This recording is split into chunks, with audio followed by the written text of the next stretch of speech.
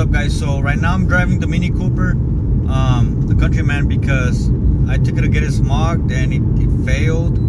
Well, it didn't fail. The guy didn't even put it on the smog test machine because he plugged in his OBD reader and he said that the cycle wasn't complete. So I'm driving it. But the weird thing about the Mini Cooper is that you can't really. It's a little bit different, I guess. That's what it is. That's what the guy told me. So I looked up online, and to complete the cycle, you guys gotta turn the car on for like 2 minutes, 2 minutes and 15 seconds. I mean, then after that, you gotta drive it for another 2 minutes and 15 seconds between 20 to 30 miles. You can't exceed the 3,000 RPM. Otherwise, if you exceed the 3,000, once you hit the 3,000 RPM, it's gonna stop. The cycle will stop. So you can't exceed the 3,000 RPM. So we're at 20 to 30 miles per hour for like 2 minutes and 15 seconds. After the 2 minutes and 15 seconds, you gotta accelerate up to 40, from 40 to 60 miles per hour. Again, not exceeding the 3,000 RPM for 15 minutes. So after you're done with that, you gotta stop and leave it at idle, and drive for 5 minutes. And I think that should complete the cycle. I did that. At first I failed doing it because I didn't know how to do it. I was just driving it back and forth and it wasn't helping me. So I did that, and before even complete the cycle, let me show you guys.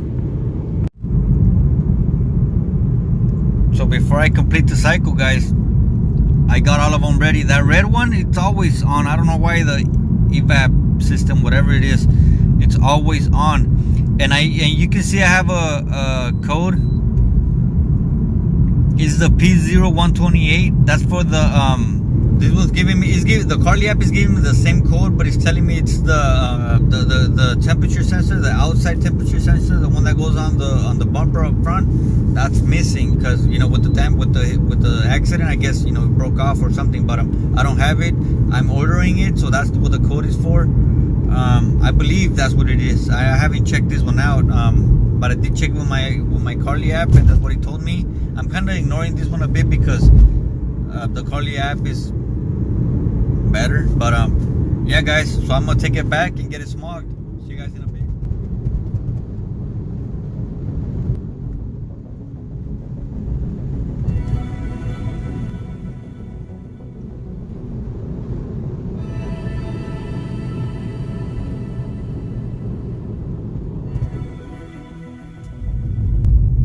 Okay, guys, heading to DMB. The car passed smog, no problem.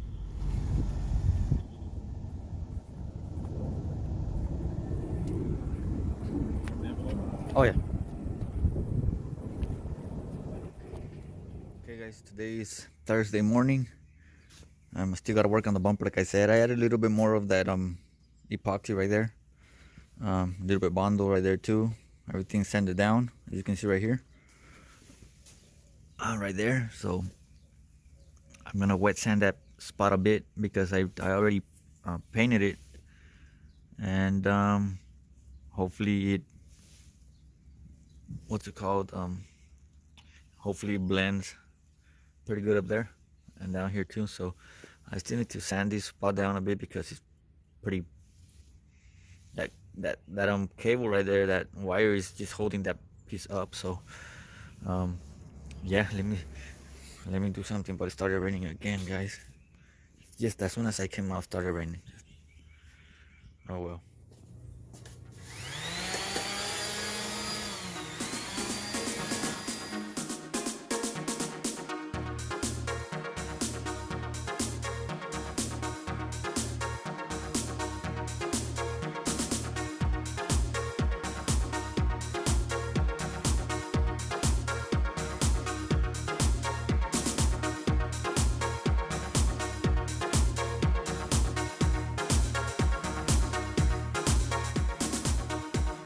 Check this out. Still a little bit more work to go, but I gotta remove this screw. This screw was holding the two pieces together, so that's screw needs to come off. There we go. And I don't know if you can see, but behind there I got, see that's a screw. That's a screw that's coming from the back this way. So the bumper's pretty thick, maybe like 1/4 of an inch thick or a little bit less. So there's enough thread inside the bumper to hold the two pieces together. And let me see if I can get back here.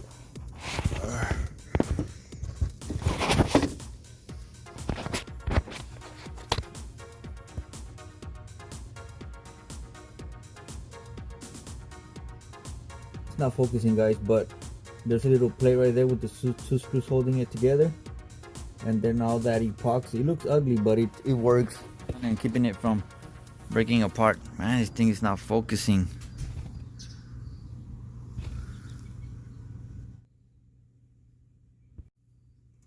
Okay guys, there we go. So those are the two screws that are coming from the back this way, holding the little plate so it won't break apart. And the epoxy is pretty strong. I think one of you guys mentioned that the epoxy wasn't gonna work, but honestly, you can still see the bottom right here. Maybe not as straight as it has to be, but that's because I'm telling you what's going on right here. Otherwise, I don't think you would be able to see the damage. I still need to wet sand it. I polished it a bit right now, but I still gotta wet sand it a bit more and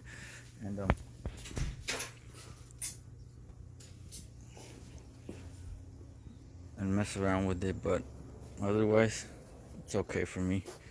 So I'm gonna continue working that, giving the shape, and hopefully I get that thing done today. Okay guys, once again, we're working on the bumper. Like, you can see the top part of the bumper. As you can see, the top part, we're all good. It's painted, everything's done with spray cans, and yeah, spray paint and the clear with the spray can also. But right now I'm working on the bottom. But you can see the bottom doesn't look as smooth as the top. Why? Because it needs some sanding. So I'm gonna sand this thing down and make it as smooth as possible, just to make it look like the top part.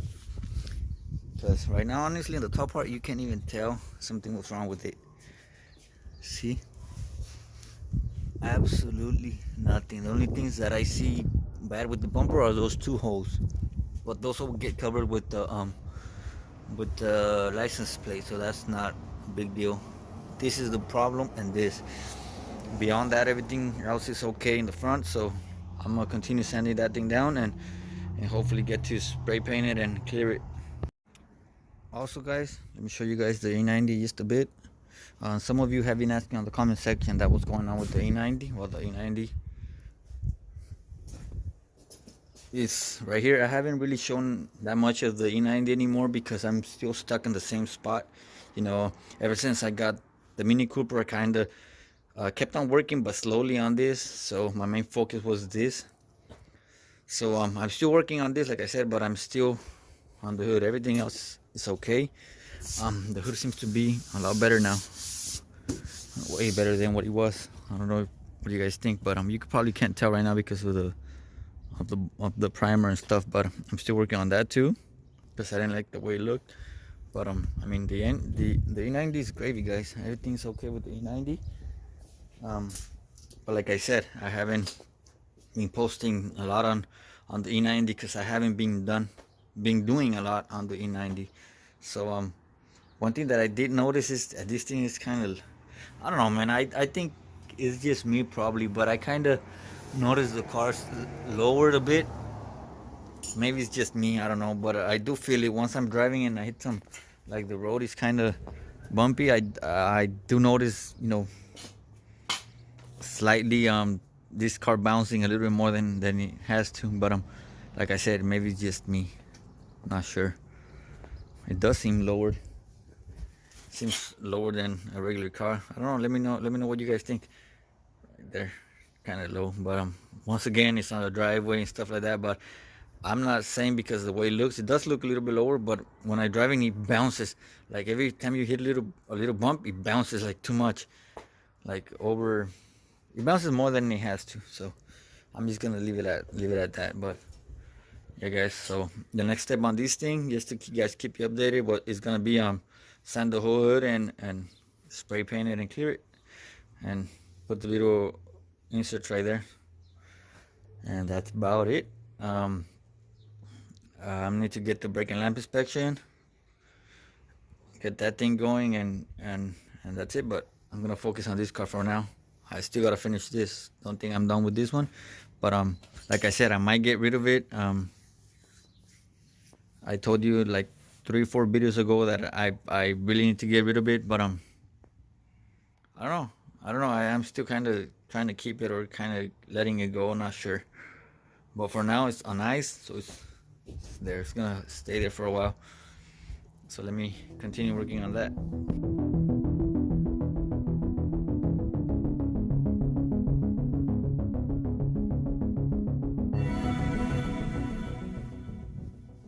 Okay guys, so that's what I do right now. You can see the bondo, part of the epoxy, some primer and stuff like that.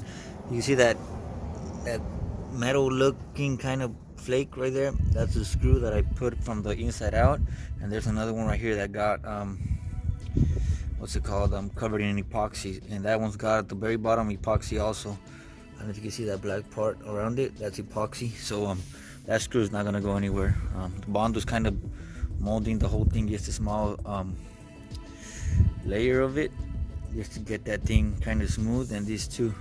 So that's what it is. A lot of you guys told me that, well, not a lot of you guys, some of you guys were commenting that bondo, that you didn't put bondo and stuff like that, that the way I did it, you know, wasn't professionally. And you're right, you know, I'm not a professional, but if I were to choose this and spend $20 to get in, like right here, this top section, you know, basically what this person was telling me, that I should throw away the whole bumper because this thing doesn't look professional.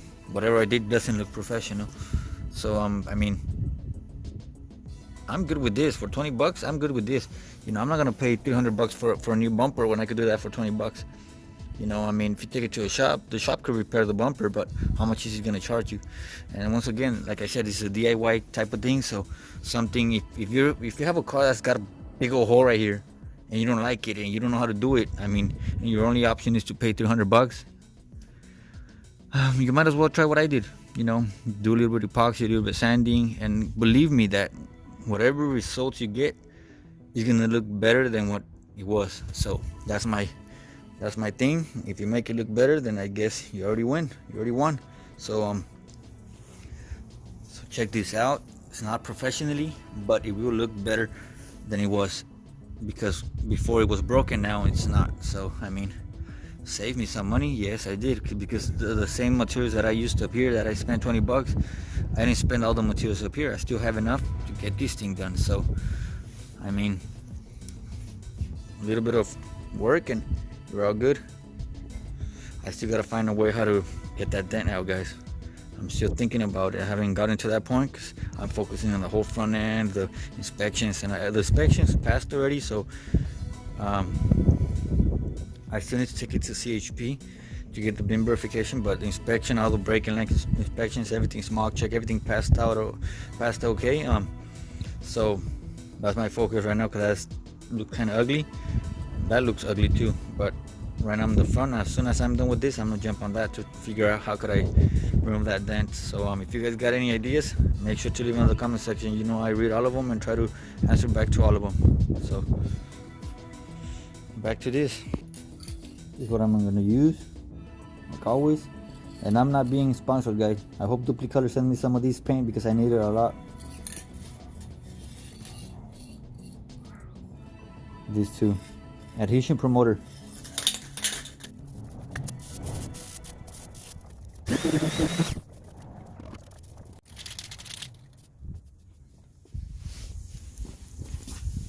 Okay guys, so there it is.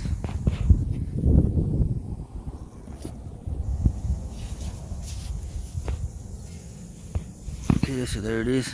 Still looks kind of funny. Still need to wet sand it and apply a little more clear to it, and it does kind of look a little bit off, but I don't care. I have to tell someone to look directly to that. Otherwise, you won't notice it. So I still need to polish it and pop that gloss out, and it's gonna be a little bit more difficult to notice the blemishes. But so far, I'm good. I'm okay.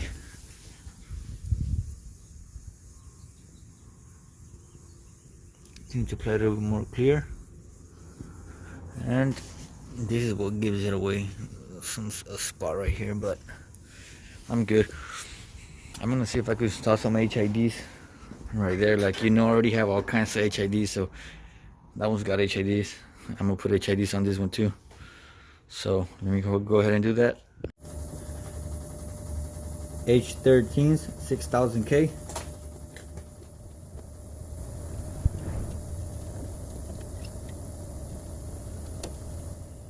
Okay guys, check it out. These are the stock ones, and these are the 6K. I don't know why in the camera they look green, guys, but they're not green. I don't know why they look green on the camera. Kind of in the camera they look pretty ugly, but like in real life they look like bluish,